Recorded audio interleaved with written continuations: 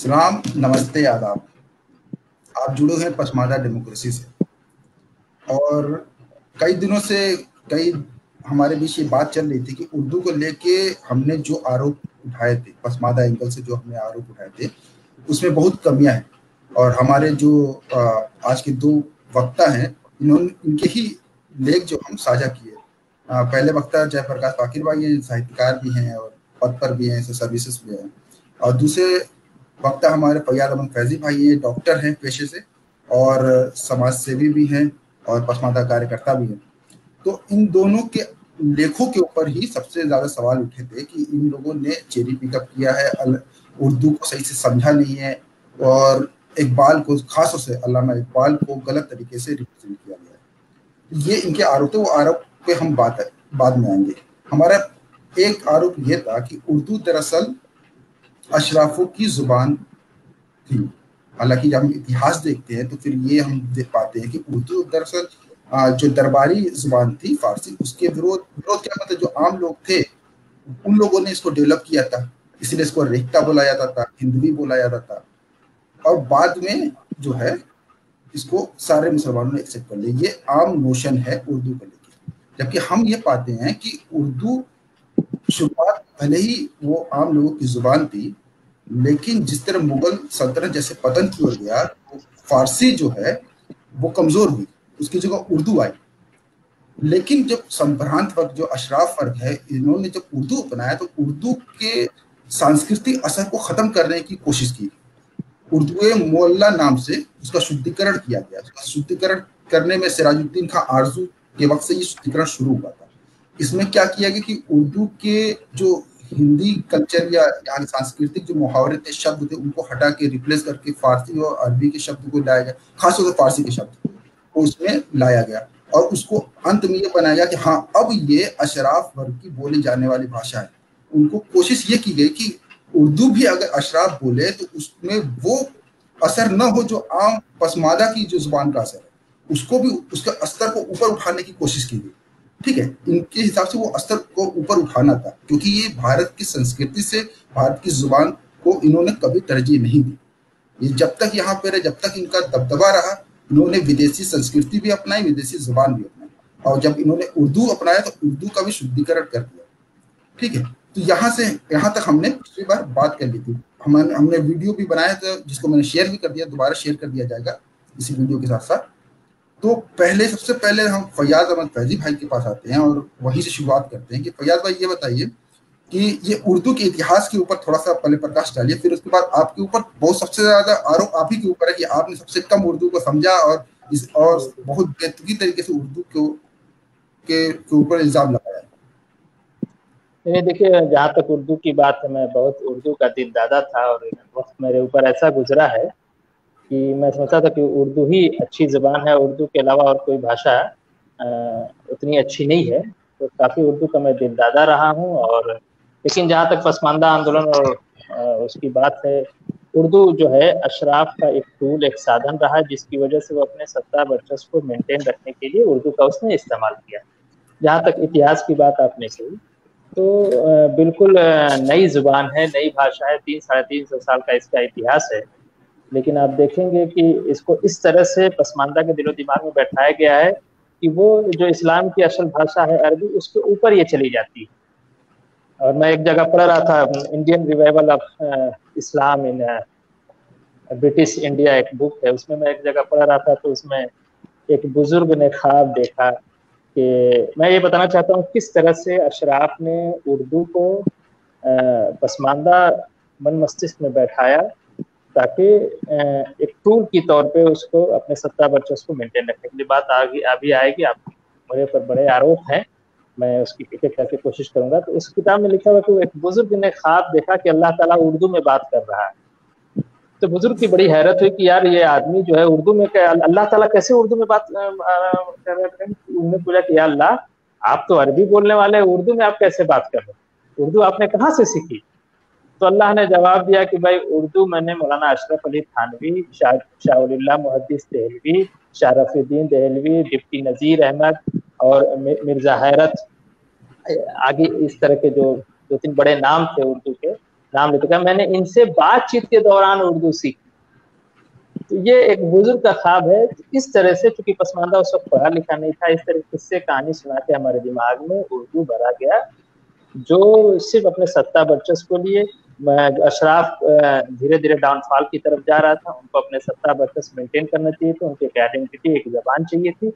Persian उस तरह से पब्लिक में थी नहीं, टूटी फूटती रेखता इस तरह की जो हमारी हिंदवी थी, जो हमारी हिंद की भाषा थी या हिंदू भाषा कह लीजिए, ये जो हम इस इलाके में जो रीजनल क्षेत्रीय भाषाएं थी उसी में टूटी फूटी ये चल रही थी। तो उसी को उर्दू या हिंदवी कहा जा रहा था, जो आम जबान थी, जो बहुजन पसमानदा की भाषा थी। उस पे इन लोगों ने फारसी का मुलम्मा एक परत चढ़ाया, उसको पूरा फारसीफाइड किया, उसमें अरबी के और फारसी के अल्फाज डाल डाल के असल जो क्षेत्रीय भाषा थी बहुजन की, उस पर एक तरह से इन लोगों ने जो है उसकी जान, उसकी रूह निकाल दी। तो आज आप देखेंगे उर्दू की भाषा जो है कभी पसमानदा की भाषा के बराबर नहीं होगी, वो हमेशा ऊपर ही रहेगी। जी, वो इस तरह से एक नैरेटिव सेट करने की कोशिश की गई थी। और आप देखेंगे कि जो आदमी उर्दू में ज्यादा अरबी भाषा के शब्दों का, फारसी भाषा के शब्दों का इस्तेमाल करता है, तो लोग कहते हैं वाह वाह फला साहब कितने नफीस उर्दू बोल रहे हैं। और हिंदी का शब्द या क्षेत्रीय भाषा शब्द उसमें डालेंगे तो जाहिल है, बात करने की तमीज नहीं है। कभी बाबा कबीर पर भी इस तरह के इल्जाम है कि उनकी भाषा सदकड़ी है, ये है। तो उन्होंने बहुजन पसमानदा को एड्रेस करके बात कही थी। तो ये उर्दू का एक मैंने एग्जाम्पल दिया बुजुर्ग वाला, तो ये इस तरह की एक बात है। अच्छा फाकिर भाई, आप पे ये आरोप है कि आप मंटो और इसमें चुगताई को लेके, खासतौर से ये हमारे आजकल के अशराफ सुपरस्टार हैं ये दोनों, है ना, आजकल लिबरेशन का इस तरह की बात चलती है कि आपने इनको गलत तरीके से इंटरप्रेट किया। इनकी कहानियों में आपने कहा कि पसमानदा पात्रों को ये लोग बहुत गलत तरीके से रिप्रेजेंट करते हैं, जबकि कई आरोप ऐसे कि नहीं, वो गलत रिप्रेजेंट नहीं करते। दरअसल वो पात्र उसी हिसाब से गढ़े ही गए थे, मतलब कि वो कहानी की डिमांड थी कि उसको उस तरीके दिखा जाए। ठीक है, तो इस पे आपका क्या कहना है? सबसे पहले मेरा तो ये कहना है कि कहानी की डिमांड कुछ नहीं होती।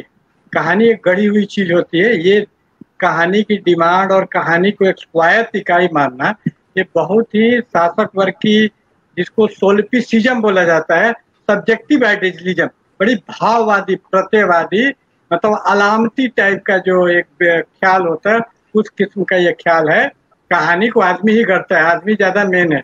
हम जैसी चाहेंगे वैसी कहानी गढ़ लेंगे। तो इसलिए कहानी की डिमांड वगैरह बड़ी फिल्मी टाइप का डायलॉग मुझे लगता है कि किसी को बोलो कि भाई तुम क्यों ऐसा खराब सीन, अश्लील सीन डाल दिए, तो बोलता है कहानी की डिमांड थी, राज कपूर टाइप से। तो ये बड़ी मतलब अच्छी बात है।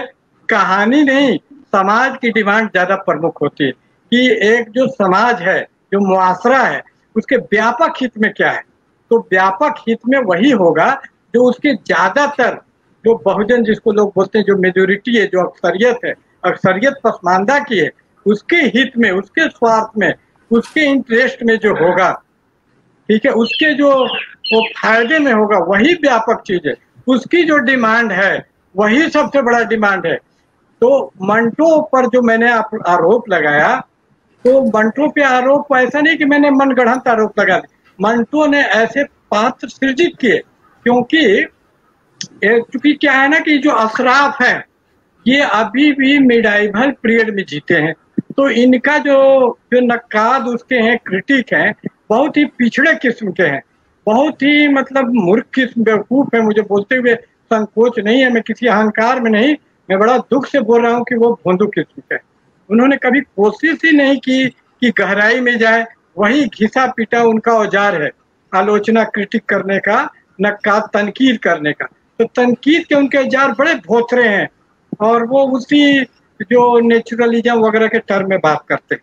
नहीं तो आज के हिसाब से देखा जाए तो देखा जाएगा किसी भी कहानी में किसी भी समुदाय का रिप्रेजेंटेशन बड़ा इंपॉर्टेंट होता है कि आप उसको कैसे रिप्रेजेंट करते हैं। क्योंकि रिप्रेजेंटेशन यानी हम एक स्त्री को वहां रिप्रेजेंट कर रहे हैं, पात्र कर रहे हैं, तो उससे एक स्टीरियोटाइप का निर्माण होता है। जो कहानी पढ़ने वाला जो पाठक है, जो रीडर है, उसी से बहुत प्रभावित होता है। अगर आप उसको बड़ा ऐसे गढ़ देंगे, जैसे कि इन अशराफ लोगों को भी ये बात समझ में आ जाएगी कि मुसलमानों को बड़ा आतंकवादी के रूप में, इंतहा पसंद के रूप में रिप्रेजेंट किया जाता है, तो इनको कितनी तकलीफ होती है। वो तकलीफ इनको आसानी से समझ में आती है। ये जो मुसलमान का हिंदी फिल्मों में रिप्रेजेंटेशन है तो बड़ा बुरा है, और वो इसका विरोध करते हैं, और इस विरोध में मैं उनके साथ हूँ। सचमुच में वो बुरा है कि किसी समुदाय विशेष को पूरा जनरलाइज कर देना कि वो आतंकवादी है, बड़ा गलत है। और इसके खिलाफ भी फिल्में फिर बनी, माय नेम इज खान वगैरह। लेकिन जो हमारे तबके के लोग हैं उनका जो मिस रिप्रेजेंटेशन हुआ, उनको जो गलत तरीके से, जैसे मैं उदाहरण के तौर पे जो पसमानदा समुदाय की लड़कियां हैं, जो पतीन हैं, उनको बड़ा ये कामुक तौर पे शो करते हैं कि ऐसी होती हैं कि इनमें कोई लज्जा नहीं होती, हया नहीं होती, कोई गैरत नहीं होती है, और सो जाती हैं किसी के भी साथ। तो इसको तो विरोध, एक पसमानदा मुआशरे का आदमी तो इसका विरोध करेगा ही। जैसे इस्मत चुगताई एक अपने कहानी में लिखती हैं कि एक नौकरानी है, वो बेचैन है अपने मालिक के साथ सोने के लिए, ताकि वो ये साबित कर सके कि वो पहले सो जाएगी मालिक के साथ, तो मालिक के साथ जिसकी शादी होने वाली है उसको वो मजाक उड़ा सके कि तुमने मेरा उतरन पाना। तो ये कितनी गंदी धारणा है, अपनी विचारधारा को या अपने नारीवाद को इसने थोप दिया एक इस्मत चुगताई ने एक पसमानदा औरत के ऊपर। तो इसका विरोध तो करेंगे ही।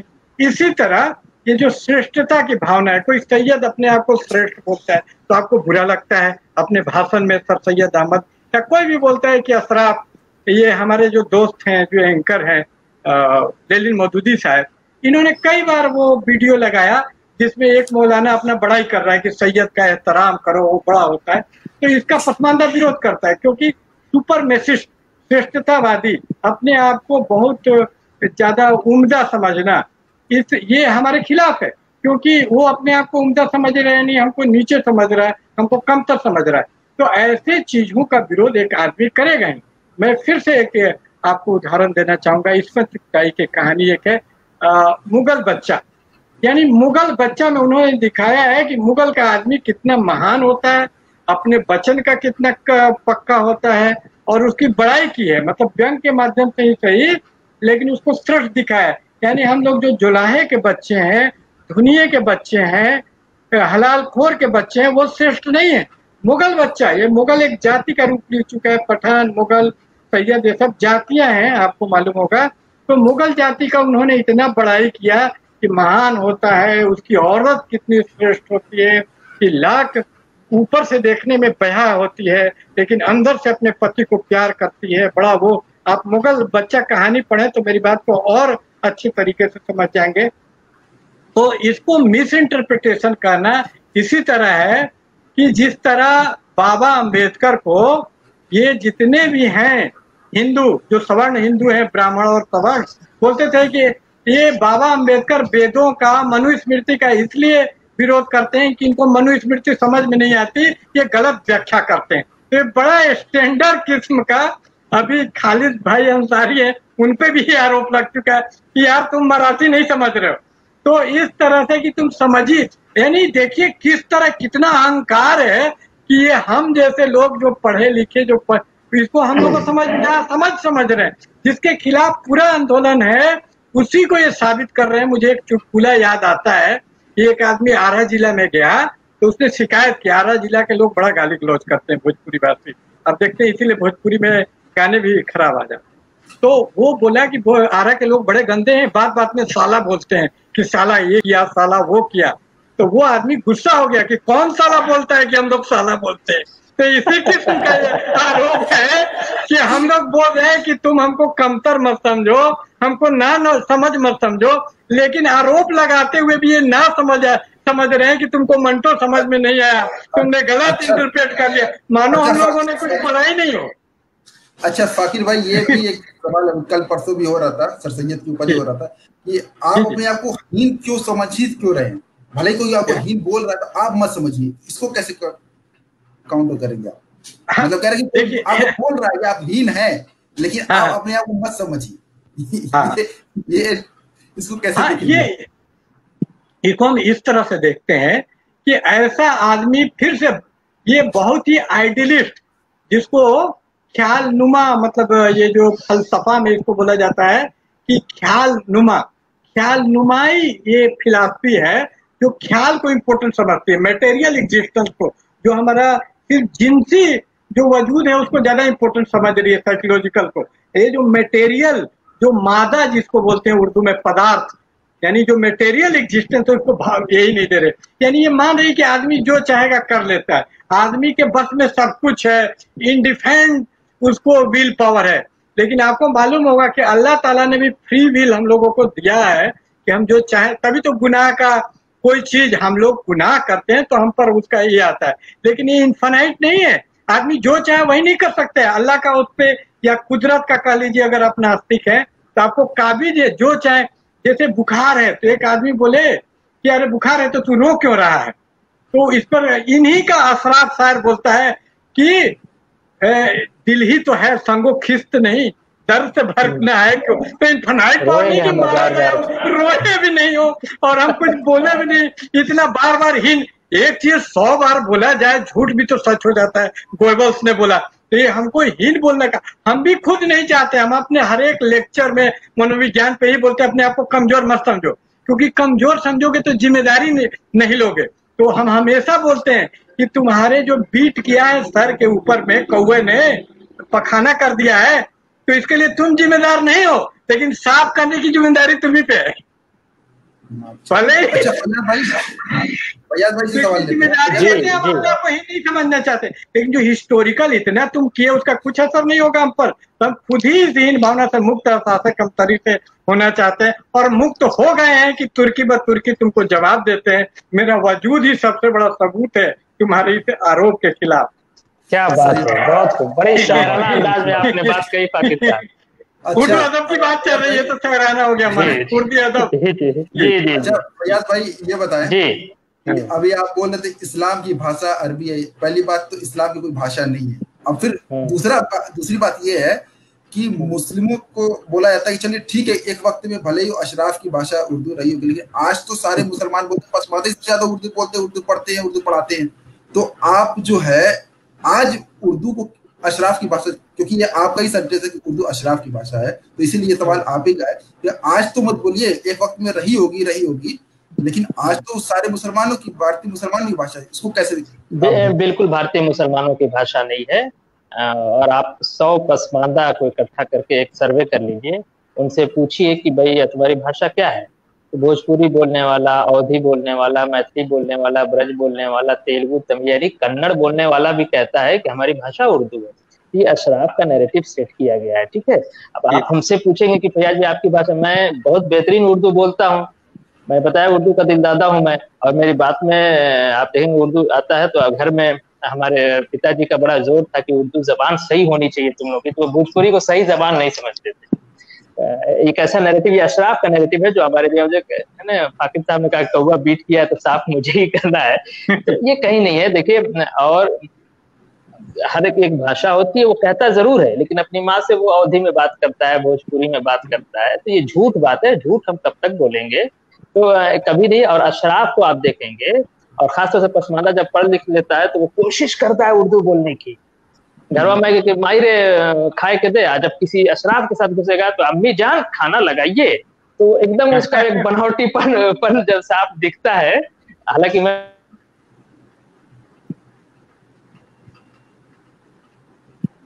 भाई ये लगता कि बात नेटवर्क की प्रॉब्लम है। हाँ कोई बात नहीं। फाकिर भाई आपसे ही फिर सवाल करते हैं। इसमें मैं एक बात जी हाँ, मैं नेटवर्क वो चला गया था, लाइट चली गई बहरहाल। तो मैं ये कह रहा था कि वो जो है ऐसी बात नहीं। आप देखेंगे कि मैं नाम लेके, एक देश है जिसका इन्होंने राष्ट्रीय भाषा उर्दू रखा है, जहाँ कोई नॉट अ सिंगल पर्सन, एक आदमी भी उर्दू जिसकी मातृभाषा हो, वहाँ क्षेत्रीय भाषाएं हैं, पंजाबी है, सिंधी है, लेकिन और वो कहते थे कि नहीं भाई जो है वो अपने उसके सेंसस में दिखाते कि 7% लोग उर्दू बोलते हैं। वो यूपी बिहार से गए, नॉर्थ इंडियन से गए लोग हैं जिनकी भोजपुरी है, अवधी है, वो है। तो पसमानदा उसी में, चूंकि पसमानदा गुलाम है और अपने मालिक के हूँ में हूँ मिलाता है सियार की तरफ। जी मैं कह चुका। तो मैं एक फैक्ट जोड़ना चाहता था इसमें कि आज मैंने चेक किया ये उर्दू भाषा बोलने वाले कितने हैं और मुसलमानों का, तो मैंने देखा कि ये एक मिथ फैलाया हुआ है। मैं पूरी तरह सहमत हूँ, हामी हूँ फयाज भाई का, क्योंकि आंकड़ा भी जब मैंने चेक किया, आज ही चेक किया मैंने, तो देखा कि ये बांग्ला भाषा 5वें नंबर पर है, जबकि उर्दू भाषा 11वें नंबर पर है। तो ये मिथ है। और बंगाली मुसलमानों की संख्या भी ज्यादा है। आप बंगाल में जाइएगा तो 32% है मुसलमानों का, आप आंकड़ा चेक कर लें, जबकि बिहार यूपी का 16 और 18% के बीच में है। सरकारी आंकड़ा आप देख लें, तो एक तो बोलने वाले की संख्या और उसमें मुसलमानों का प्रतिशत भी ज्यादा है। तो आप आंकड़ा देख सकते हैं कि किस तरह सबसे ज्यादा अगर हिंदुस्तान में जो भाषा बोलता है एक मुसलमान पसमानदा या अशरफ, वो बांग्ला बोलता है, और ये उर्दू का इन लोगों ने फैला रखा है। और उर्दू जो भाषा है ये छोटे लोगों ने ही डेवलप किया, लेकिन आज किसके कब्जे में, अशराफ के कब्जे में। उसका कैरेक्टर भी पूरी तरह से अशराफिया हो चुका है, उसको वापस हम रिक्लेम नहीं कर सकते हैं, और ये बुद्धिमानी भी नहीं है। आज उर्दू पावर की भाषा नहीं रही, क्योंकि मुगलिया सल्तनत खत्म हो चुका है, इसलिए बुद्धिमानी नहीं कि उर्दू को हम लोग अपनाएं। आज अंग्रेजी वगैरह पावर की भाषा बन चुकी है, तो किसी और मातृभाषा भी उर्दू नहीं है, किसी की भोजपुरी है, किसी की है। तो किसी तरह से ये बुद्धिमान रणनीतिक डिप्लोमेटिक हमारे तौर पे नहीं होगा कि उर्दू को हम बहुत ज्यादा जोर दें, ये हमारे हित में नहीं है। और मैंने बहुत सोचा तो यही पाया। हाँ देखिए, एक चीज मैं भी ऐड करना चाहूंगा, इसीलिए अशराफ इसको पसमानदा के जहन में डालता है कि उर्दू तुम्हारी भाषा है, उर्दू तुम्हारी भाषा है, वो गुलाम बना के रखना चाहते हैं। जी लेकिन साहब आप। हाँ, एक चीज मैं इसमें ऐड कर दूं कि एक वक्त में संस्कृत नहीं बोलने देते थे दलितों को, है ना, और फिर संस्कृत जब मरने लगी तो उसको बचाने के लिए दलितों को सरकारी स्कूल में पढ़ाना शुरू कर दिया कि भाई संस्कृत बचाओ। हाँ, बचाओ। उर्दू जब मरने लगी तो उसको बचाने के लिए पसमानदों को आगे कर दिया कि तुम पढ़ो भाई। बहुत गहरी बात कही आपने, बहुत गहरी बात कही। और जितने अशराफ चूहों की तरह होते हैं वो निकल लेते हैं, वो मातृ जुबान उस वक्त की मातृ जुबान उसको पकड़ लेते। फारसी थी तो फारसी को पकड़, उर्दू को जब दरबारी जुबान बना तो उर्दू पकड़ लिए, फिर सैयद साहब आए, अंग्रेजी को तरताड़ी। बिल्कुल सही बात है। और हमारे पर हमें जज्बाती बना के उर्दू बचाओ आंदोलन में लगा दिया जाता है। हमारे युवा उर्दू पढ़ रहे हैं और सरकारी जैसे आंकड़े आए गए हैं, और अब तो मसूद आजम फलाई साहब की किताब भी आ गई जिसमें बताया है कि पसमानदा तबके के उर्दू, फारसी और अरबी में सिर्फ, शायद मुझे याद नहीं आ रहा एग्जैक्ट आंकड़ा, 16 ही लोग हैं 225 लोगों में से जिनकी नियुक्ति हुई है। तो इस